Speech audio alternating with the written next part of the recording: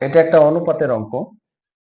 এ অনুপাত বি সমান 2:3, বি অনুপাত সি সমান 3:5, সি অনুপাত ডি সমান 9:11 হয়, তাহলে এ অনুপাত বি অনুপাত সি অনুপাত ডি সমান কত?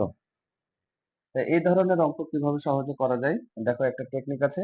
টেকনিকটা হচ্ছে যে এখানে এ বি সি ডি এখানে লিখে দেব, তারপরে এ অনুপাত বি সমান 2:3 এখানে লিখে দেবো, এ অনুপাত বি সমান 2:3, তারপরে বি অনুপাত সি সমান 3:5, এখানে বি সি এই যে 3:5, তারপরে সিডি 9:11, 9:11, এই যে এখানে লাস্টে যেটা আছে সেটা দিয়ে পূরণ করে দেবো, তাহলে এখানে হবে 3, এখানে হবে 3, তারপরে এখানে হবে কত, এই পাশেরটা এদিকে লিখবো আর ওই পাশেরটা ওই পাশে লিখবো 5, এখানে দুটা ফাঁকা আছে, এখানে 9 দিব, এখানে 9 দেব।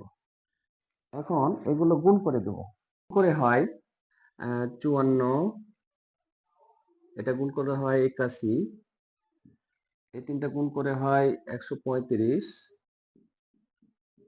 এই তিনটে গুণ করে হয় 165, 165। আমাদের উত্তর হচ্ছে গ।